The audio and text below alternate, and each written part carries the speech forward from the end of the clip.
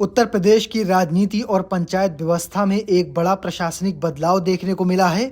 मुख्यमंत्री योगी आदित्यनाथ ने पंचायती राज विभाग के उस प्रस्ताव को मंजूरी दे दी है जिसके तहत अब ग्राम पंचायतों में प्रधान की अध्यक्षता में प्रशासनिक समिति का गठन किया जाएगा। ये व्यवस्था प्रदेश में पहली बार लागू होने जा रही है और इसे ग्रामीण प्रशासन की दिशा में एक महत्वपूर्ण प्रयोग माना जा रहा है। ये कैसे काम करेगी, इसमें किसके पास ज्यादा अधिकार होंगे, कौन क्या करेगा, चलिए मैं आपको इस वीडियो में विस्तार से बताता हूं।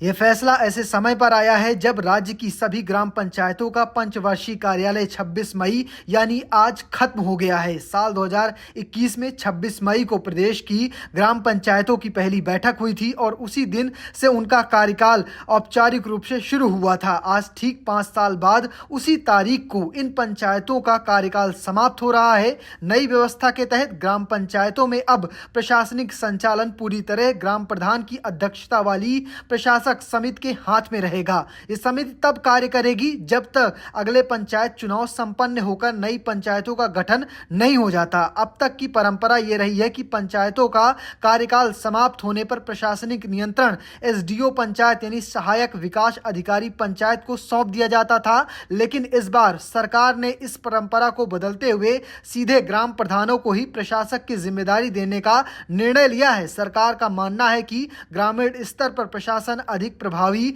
जवाबदेह और स्थानीय जरूरत के अनुरूप हो रहेगा। उत्तर प्रदेश में पहली बार होगा जब ग्राम प्रधानों की अध्यक्षता में प्रशासक समिति गठन की जाएगी। इस व्यवस्था को लेकर पंचायती राज विभाग ने विस्तृत प्रस्ताव तैयार किया था जिसे मुख्यमंत्री ने हरी झंडी दे दी है। इस फैसले का सीधा असर प्रदेश की 57,695 ग्राम पंचायतों पर पड़ेगा। इन सभी पंचायतों में ग्राम प्रधानों का कार्यकाल 26 मई को समाप्त हो रहा है। ऐसे में पूरे राज्य में एक साथ प्रशासनिक व्यवस्था में बदलाव होगा और ग्राम स्तर पर नई संरचना सक्रिय हो जाएगी। ये अपने आप में एक बड़ा प्रशासनिक ऑपरेशन है क्योंकि इतनी बड़ी संख्या में पंचायतों का एक साथ प्रबंधन किसी भी राज्य के लिए चुनौतीपूर्ण होता है। प्रदेश में पंचायत चुनाव को लेकर लंबे समय से असमंजस की स्थिति बनी हुई है। अब यह स्पष्ट होता जा रहा है कि पंचायत चुनाव साल 2027 के विधानसभा चुनाव के बाद ही कराए जाएंगे। चुनाव में देरी के पीछे कई कारण बताए जा रहे हैं। सबसे बड़ा कारण है हाई कोर्ट में लंबित प्रक्रिया और राज्य निर्वाचन आयोग की रिपोर्ट। इसके अलावा पंचायत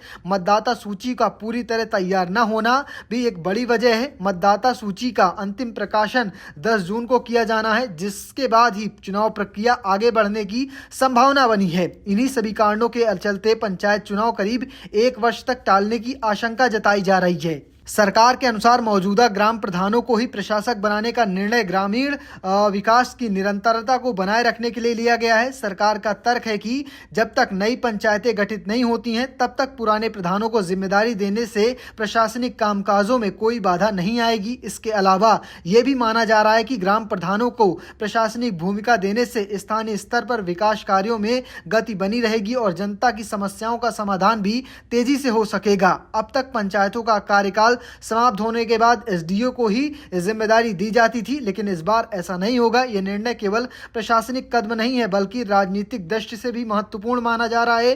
ग्रामीण राजनीति में ग्राम प्रधानों की भूमिका बेहद अहम होती है। उन्हें प्रशासक की जिम्मेदारी देने से उनकी ताकत और प्रभाव दोनों बढ़ जाएंगे। विशेषज्ञों का मानना है कि कदम ग्रामीण स्तर पर सत्ता संतुलन को प्रभावित कर सकता है क्योंकि अब पंचायतों का निर्णय लेने की शक्ति प्रधानों के हाथ में होगी। उत्तर प्रदेश की पंचायत व्यवस्था में यह बदलाव एक बड़े प्रयोग के रूप में देखा जा रहा है। जहां एक ओर ग्रामीण प्रशासन को मजबूत करने की दिशा में कदम माना जा रहा है, वहीं दूसरी ओर इससे चुनाव प्रक्रिया में लंबी देरी भी स्पष्ट होती दिख रही है। 57,000 से अधिक ग्राम पंचायतों में एक साथ प्रशासनिक ढांचे का बदलाव न केवल एक प्रशासनिक निर्णय है बल्कि आने वाले वर्षों में ग्रामीण राजनीति और विकास की दिशा भी तय कर सकता है। फिलहाल आपको क्या लगता है, कमेंट बॉक्स में लिखिएगा और पेज को फॉलो करना, चैनल को सब्सक्राइब करना बिल्कुल भूलिएगा। धन्यवाद।